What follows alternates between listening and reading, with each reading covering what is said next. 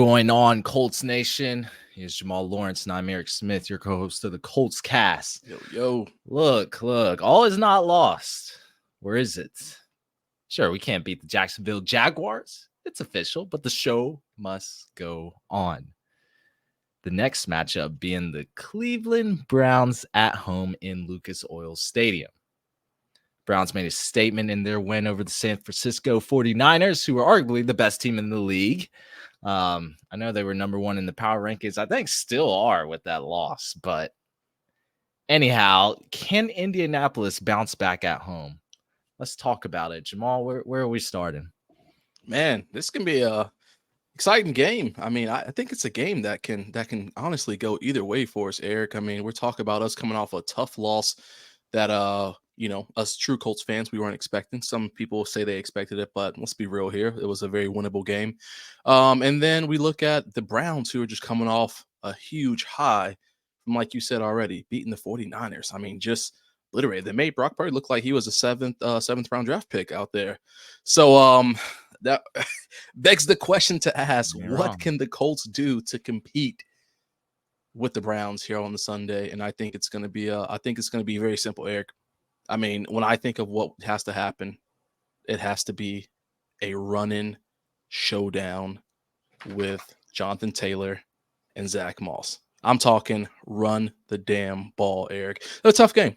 RTDB. You have to. We're talking about the Browns. You know, the defense allowed just 17 points. You know, that's one of the best.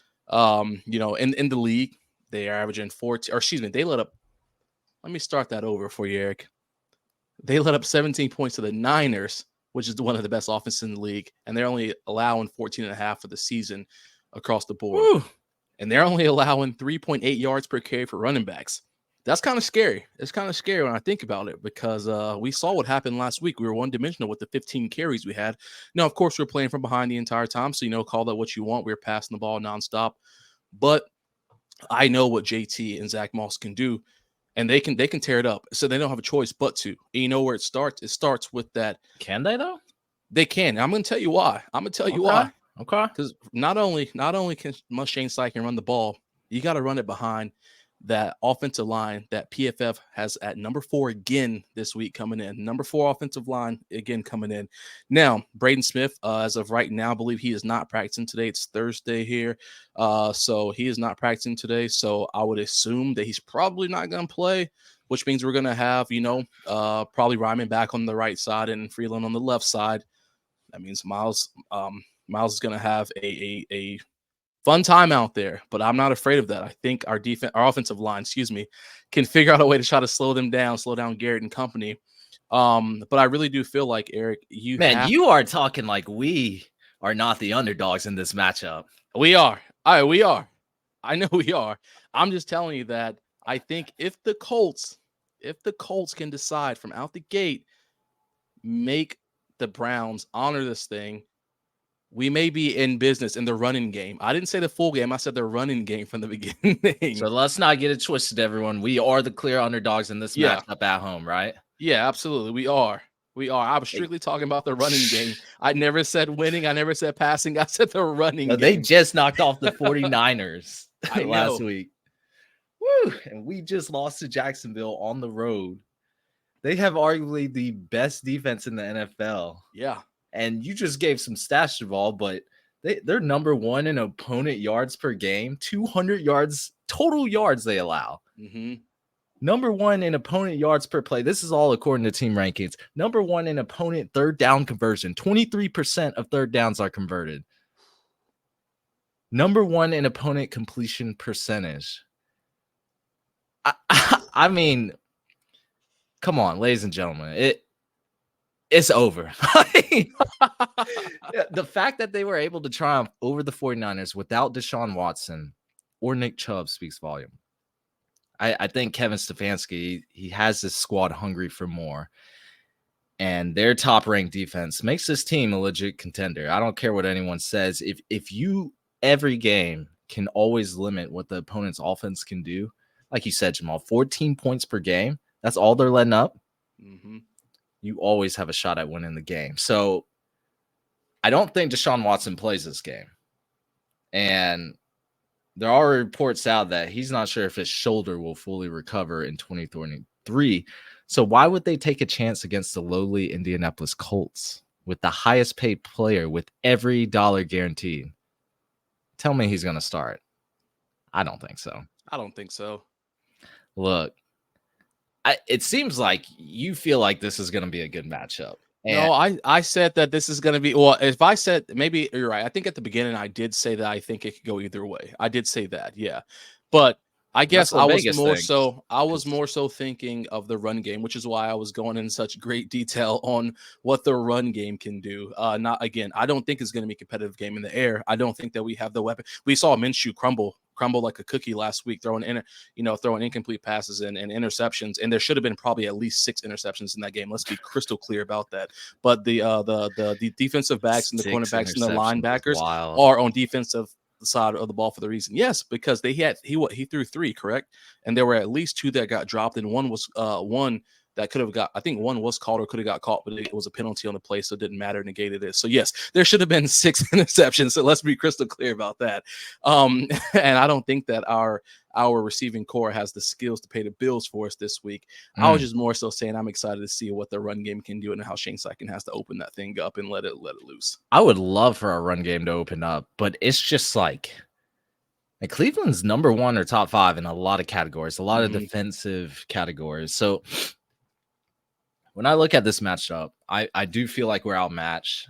I think if we had a healthy Anthony Richardson and Grover Stewart on the defensive line, I would say we could make things interesting. But I don't know if anyone watched the last game and saw Gardner Minshew.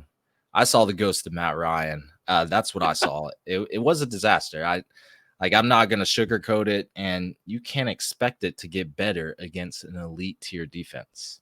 Like you said, Jamal, 3 interceptions, 4 total turnovers. If you want to count the fumble he lost, maybe he doesn't turn the ball over as much this week. I would hope so. I don't want him to have 8 turnovers in 2 games. But this defense, like I said, is limiting offenses to 200 yards total a game. I mean, that is ridiculous. So, plus you have to worry about your boy that you already talked about, Myles Garrett, ripping through our offensive line. And like, have you seen that little short where he's ISO dribbling over the center before the play even begins and then has a successful pass rushing attempt after that? And yeah, on the Bengals, it was crazy. Like, he was mocking them. I mean, that's a cold move. But like, if and you already talked about it, Braden Smith, if he doesn't play, like, I'm worried because I guarantee you they're going to line him up against Will Fries and Blake Freeland. They are going to attack the weakest points when they get a chance to. It might not be every time, but this is the first time this season. This is the first game that I am not confident going into. I'm sorry for being a Debbie Downer, but I have to give it to y'all straight. Low chance for us to win this game. It's possible any given Sunday. I live by that statement. We've seen it plenty of times where there's upsets in the NFL. There's upsets in any football game, college football. It can happen. But if you're telling me would I put my money on the Indianapolis Colts today? Nah, not with what's going this past week and all the news we've gotten. I can't do it. Well, I mean, I respect that. And I can't argue that because, again, like you said, the numbers say otherwise. And when I think about what this defense can do and how, again, with the Bosch offensive line, with Myles Garrett coming off the edge as hard as he can, as fast as he can, I would imagine it's going to be nothing but, short, shallow passes or a bunch of screens and stuff all game, because we saw when Minshew got rattled last week, that's when it all went to crap real quick. He went from looking like, not, I won't say poised, but he looked from looking a little comfortable to all of a sudden he was frazzled and he was just throwing off the back leg, throwing wild passes just because he didn't know what to do. There were times where the pressure wasn't even there, but just like I'm sure he felt there was pressure there, so he got rid of it. So it's only going to take a couple times of getting hit by someone like Myles Garrett before you be like, oh crap, well, I'm just going to get rid of the ball as quickly as I can. So I expect a lot of that short intermediate game. I don't really expect anybody to get more than a 13, 14 yard bomb. It's going to be maybe some yards at the catch, but I don't expect to see, MPJ or Pierce, if Pierce plays. I know he practiced today, but if Pierce plays, I don't expect to see him trying to go down for a 25, 30-yard catch to draw a DPI or anything like that, because I just don't foresee the timing being there for them. I will say, I think if Braden Smith plays, it will be a pretty good matchup in the trenches. Like you said, our offensive line is good. I mean, there's no doubt about it. But, it starts with the offensive line, but it goes to every other player on that offense. So then it goes to quarterback play. I mean, can we have good, sustained quarterback play for 4 quarters?